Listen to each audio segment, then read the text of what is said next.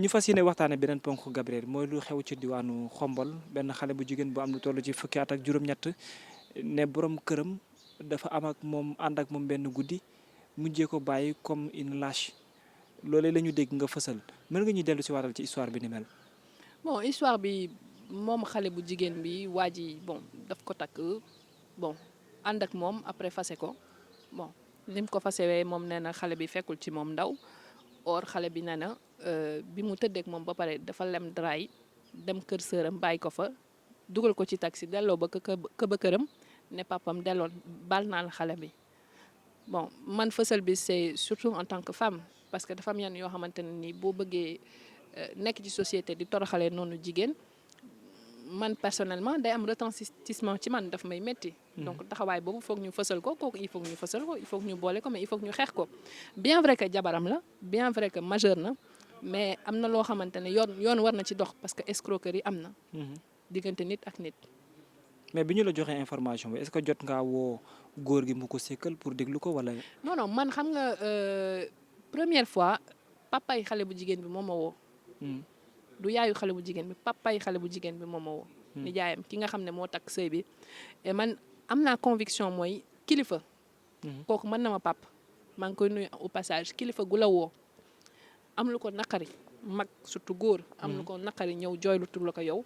man je pense pas que day fen donc dama ko gëm mais on ne sait jamais dans la vie. war nga mën a woote pour deuxième chose man bi mu wootewee man maa ko ne da ngay dem commissariat bu Xombol ñoom ñu def réquisition bi bu ñu defee réquisition bi ba pare ngeen dem hôpital régional bu Thiès.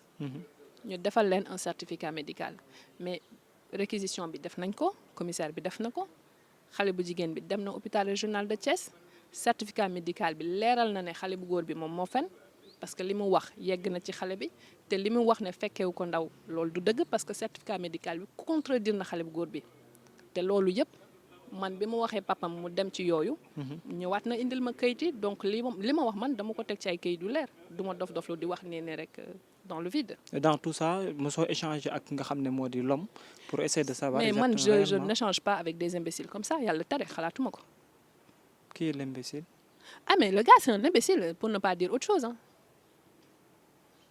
mais bu fekkee moom. comment leneen qualifier jot un gars nañ qui fait ça. mais bu fekkee leneen ñëw na ñu wane carrément que ni demeewul ni mel su boobaa tamit. doo am man gàcce écoute ci quand j'ai un wàllu. médecin qui me fait un certificat médical boo xamante ne nii c'est qui confirme xale bu jigéen bi lu mu wax man j'ai pas à aller woo xale bu góor bi pour lan ma koy woo pour lan.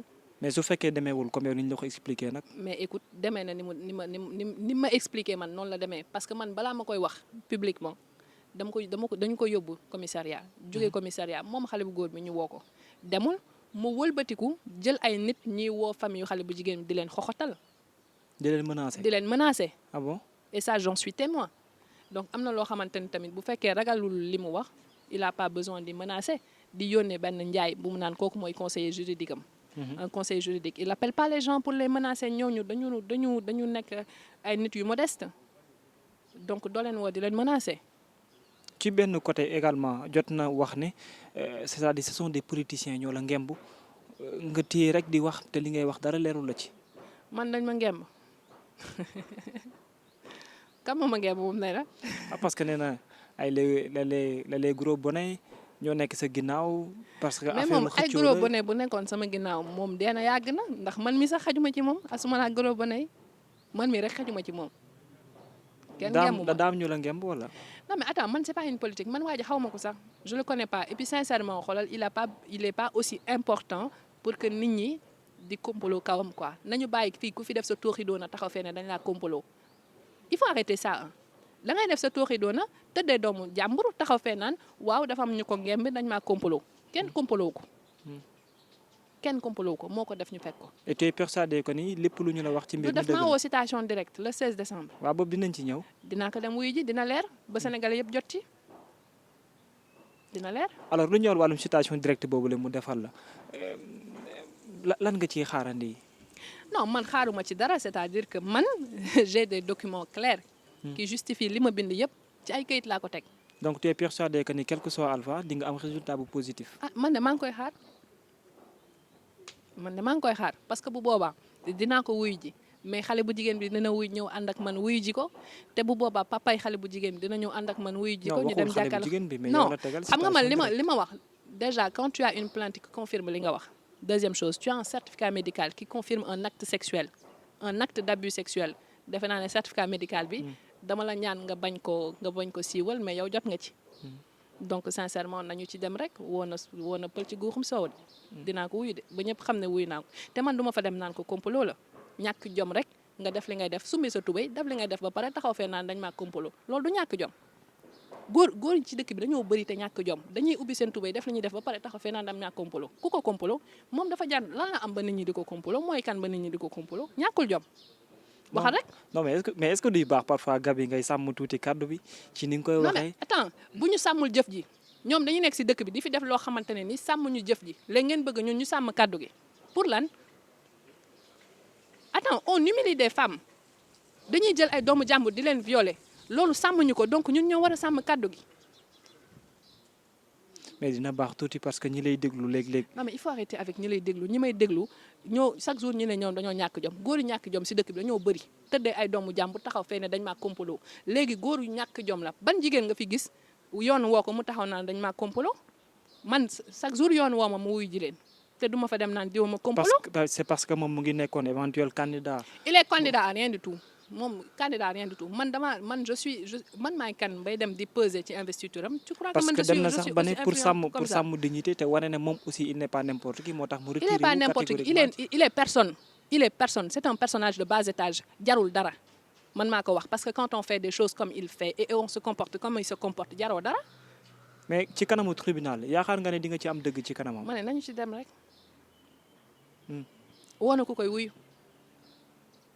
woona ku koy wuyu te duma fa dem naan dañ maa complot maa ko wax teg ko fu leer te man je suis étonnée sax que la justice donne une date pour des diffamations mais quand c'est des questions de viol là la justice ne se bouge pas de am na ñoo xamante ni dañ leen violé boobu ba tey ñu toog di xaar justice joxe date. est-ce que da ngaa tiit déjà moo tax nga yaakaar ne justice dafa xaw a. sama sikk yëpp tiit bokku ci ragal bokkul ci sama sikk bëri naa sikk nag mais tiit moom yaa ngi wane déjà yaa ngi xaw a junjune peut-être yoon day tëddee ji njaaxanaay. non dama ne non j'ai pas dit que yoon dafa tëddee njaaxanaay dama ne xale bu jigéen boobu déposé na plainte déposé na certificat médical am mi ngi dundee méttitam te méttit boobu fajuñu ko parce que injustice boobu boo ko amee indiluñu la justice yaa ngi toog di xaar di patienter man la citation de l'autre là tu crois que man ça m'empêche de dormir. ki ñu violé elle dort pas donc foofu la justice war a gaawee liggéey man ça m'empêche pas de dormir. ñoo ñëwal ëllëgu boobu le dossier ban taxawaay nga ci fas yéene am. maa ngi dem xombal suba. incha allah dem nemmeeku ki nga xam ne mooy victime am maa ngi dégganteeg waa këram chaque jour te dinaa fa dem te bu bis bu ma wooyee dinañ dem wuyu jóge bu soobee yàlla woo na ku koy wuyu nag. mais xale bu jigéen bi il peut pas continuer comme ça. voilà xale bu jigéen bi taxawaay bi nga xamante ni moo war ci moom. xanaa seetlu woon ne c'est que des gamines de 18-20 ans la gars yi di siif. c'est que des gamines de 18-20 ans de.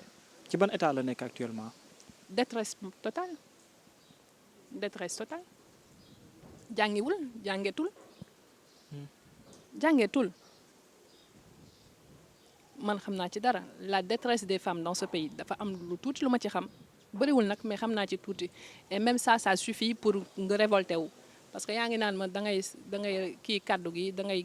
defar kaddu gi naan waaw mais da ciy baax parce que ñu baree bari. non tu sais xam nga li ngay wax parfois am na solo lool mais kaddu yi ngay utiliser parfois. Babacar quand gis nga dafa am loo xam ne jëf ji bu ñaawee. dafay métti ci xol am na yenn yoo xamante ne nii bu la méttee ci sa xol rek tu n'en peux plus et en fait on nous demande nous les femmes sénégalaises di rafetal kaddu gi di wax ndànk di def nii fekk jëf ju bon ji góor ñi ñu koy teg ñu naan ñu wax leen ndànk même pour être en colère on nous dit d'être gentiment en colère d'être très mignonne mais en colère quand même mais très mignonne mais attends yéen jëf ju bon ji ñu ngi koy teg et en retour il faudrait qu'on soit mignonnement en colère xalaatuma ko. amati nañ mbégte waxtaan ak yow ci Seneweb TV seneweb.com ñu ngi lay jaajëfal. merci Babacar jërëjëf te nga bàyyi wax may wàddu kaddu gi jëf ji wodduñu ko gars yi donc kaddu gi kenn du ko woddu jërëjëf. merci.